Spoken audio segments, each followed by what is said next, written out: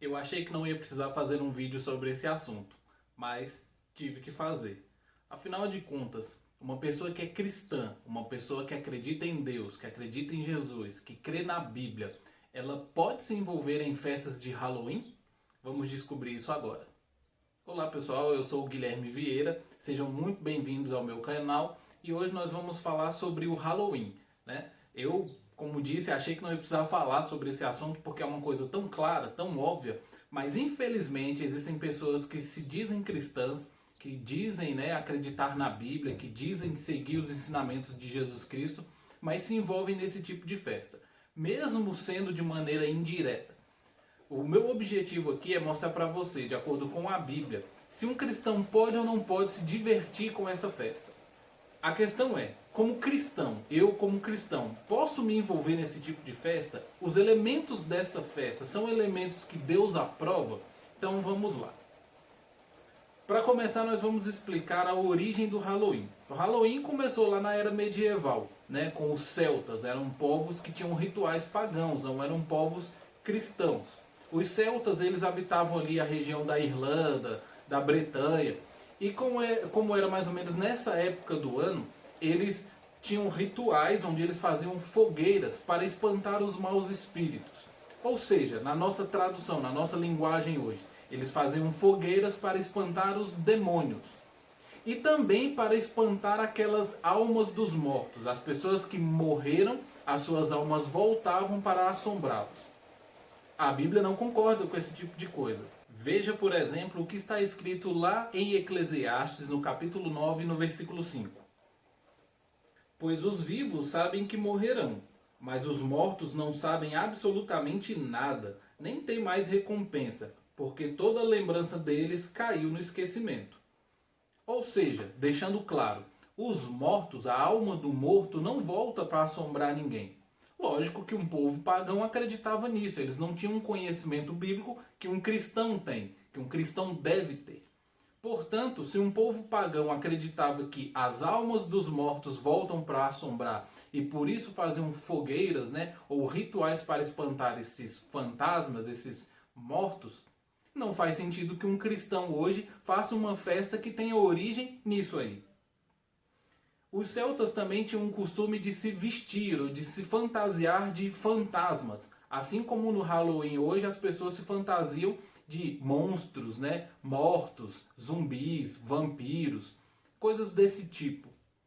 Eles faziam isso para espantar também os fantasmas, pois eles acreditavam que se os fantasmas os confundissem com outros fantasmas, eles não assombrariam essa pessoa.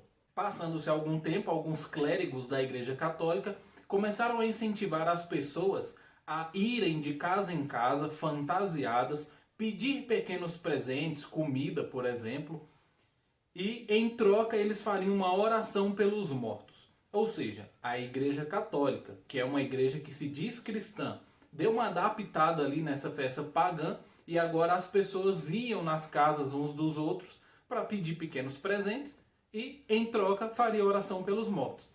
Mas olha o que a Bíblia fala sobre isso. Em 2 Coríntios, capítulo 6, versículo 17, diz assim: Portanto, saiam do meio deles e separem-se, diz Jeová, e parem de tocar em coisas impuras, e eu os acolherei.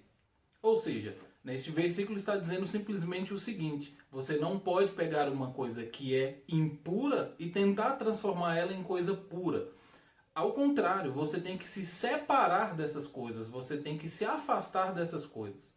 A Igreja Católica, infelizmente, tinha esse costume de, ao invés de evangelizar o pagão, ele pegava a festa do pagão, cristianizava essa festa, colocava ali elementos cristãos, assim como fez com o Natal, festa junina e muitas outras. E então o pagão não precisava se converter de fato ao cristianismo, ele precisava apenas mudar os seus costumes, as suas festas. Ao invés de oferecer aos espíritos que eles acreditavam, agora eles ofereciam a Deus. Essas mesmas pessoas que iam de casa em casa usavam um nabo, aquele vegetal, o nabo, esculpido, dentro de uma vela acesa que simbolizava uma alma presa no purgatório. Por isso também elas pediam oração, às vezes talvez para livrar essa alma do purgatório. Então na festa de Halloween a gente vê aí, né, elementos que lembram muito as trevas, muito a questão de espíritos demoníacos, como vampiros, zumbis, esse tipo de coisa.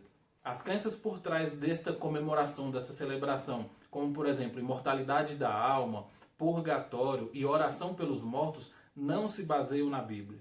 Olha só o que Ezequiel capítulo 18, versículo 4 diz: Pois todas as almas pertencem a mim, tanto a alma do Pai como a alma do Filho pertencem a mim. A alma que pecar é a que morrerá. Aqui esse versículo explica um monte de coisas. Primeiro, a alma morre. Não existe fantasma, não existe assombração. Pessoas que morreram não voltam para assombrar ninguém. Segundo, as almas pertencem a Deus. Elas não podem estar presas num purgatório. Como elas também não têm consciência, como elas não podem fazer nada, como Eclesiastes diz, não adianta fazer oração para o morto. Portanto, a festa de Halloween é baseada nessas coisas. Um cristão verdadeiro não deve se envolver com esse tipo de coisa. Por incrível que pareça, ainda tem cristão que acha que isso é só diversão. Mas não é. Uma festa que celebra os mortos, que conversa com os mortos, que faz as pessoas se fantasiarem de coisas repugnantes como bruxas, zumbis, vampiros, pessoas mortas, e celebra aquilo como diversão, não tem nada a ver com a Bíblia. Você não encontra na Bíblia nenhum elemento que aprove esse tipo de coisa. Para finalizar, olha só o que a Bíblia diz neste versículo. 1 Coríntios capítulo 10, versículos 20 e 21. Não, mas digo que o que as nações sacrificam, elas sacrificam a demônios e não a Deus. E eu não quero que vocês se tornem participantes de nada com os demônios. Vocês não podem beber o cálice de Jeová e o cálice de demônios. Não pode participar da mesa de Jeová e da mesa de demônios. Eu espero que você reflita, que você analise, que você verifique esses versículos que eu te falei. E se você, como cristão, acha que ainda pode participar desse tipo de coisa, você precisa urgentemente rever os seus conceitos. Você precisa urgentemente voltar à Bíblia, voltar às Escrituras.